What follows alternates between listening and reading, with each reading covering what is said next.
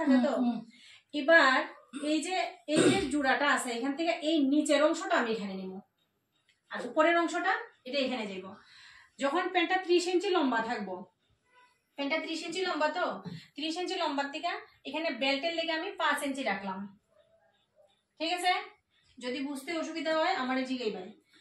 বেল্টের লেগে 5 ইঞ্চি রাখলাম, যে এটা কি সবের ক্ষেত্রে 5 ইঞ্চি নি না, এটা হাইট অনুসারে কমবো, হাইট অনুসারে বাড়বো, লম্বা যদি হয় বাড়বো, আরো যদি ছোট বাচ্চারা লেগে যদি করি এটা কমবো। এখানে আমি যে প্যান্টটা করতেছি ওইটার লেগে ধরো আমি এখানে একটা 5 ইঞ্চিতে একটা মাপ দিলাম যে বেল্ট আমার 5 ইঞ্চি হইব।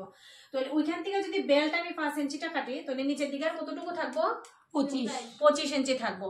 তাহলে নিচে এই যে 25 ইঞ্চি, ঠিক আছে, এটা হচ্ছে নিচের 25 ইঞ্চির মাপটা।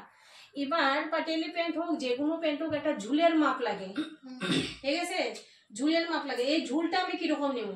তুমি তো কাস্টমারের কাছ থেকে ঝুলটা মাপা নিতে পারতা না। এবার ঝুলটা কোন জায়গা জানো নি? ঝুলটা কোন জায়গা? কোমরের মাপ যা হইব তারা 4 ভাগ করে। এবার ঝুলের মাপটা কোনটা, কোন জায়গাটারে আমরা ঝুল করি? মিডিলের জায়গাটারে আমরা ঝুল করি। তাহলে ঝুলের মাপটা নিতে গেলে কোমরে যা থাকবো তারা 4 ভাগ করবো। এখানে 34 ইঞ্চি কোমর আছে, তাহলে 34 ইঞ্চি কোমর থাকলে এখানে কত হইব? 8.5 ইঞ্চি। 4 ভাগ করলাম 8.5 ইঞ্চি।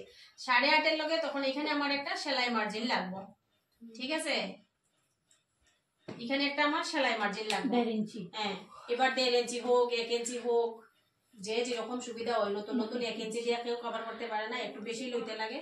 আমি এখানে 1 ইঞ্চি লইয়েই দেখাই দিলাম। তাহলে 8.5 ইঞ্চি যদি আমার ঝুলের মাপটা হয়, তার সাথে 1 ইঞ্চি প্লাস করলাম সেলাই, কারণ এটা উপর নিচ দুই দিকেই সেলাই হইব। 1 ইঞ্চি সেলাই মার্জিন দিলে এখানে 9.5 ইঞ্চি। কাপড়টা থাকবো 4 ভাঁজ করা।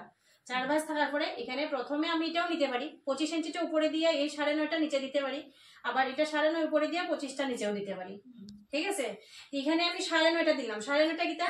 এটা ঝুলের মাপটা। কোমর যা থাকবো, যা কোমর যতই থাকো, কোমর যা থাকবো তারে 4 ভাগ করবো, কইরা তার সাথে প্লাস সেলাই মার্জিন দিমু, দিয়া এখানে দিমু ঝুলের মাপটা, ঠিক আছে। নিচের দিকে এখানে হইব তার যে কুচির অংশটা যেটা থাকবো এটার মাপটা। এখানে হচ্ছে 30 ইঞ্চি আসলো লম্বা প্যান্ট, 5 ইঞ্চি আমি বাদ দিলাম, কত রইলো? 25 ইঞ্চি। এই যে 25 ইঞ্চি, 25 ইঞ্চির লগে তখন সেলাই মার্জিন অ্যাড হইব। এবার তুমি 26 করো 27 করো যেটাই করো, সেলাই মার্জিন অ্যাড হইব। অ্যাড হওয়ার পরে এটা দিলাম 25 ইঞ্চির নিচের মাপটা,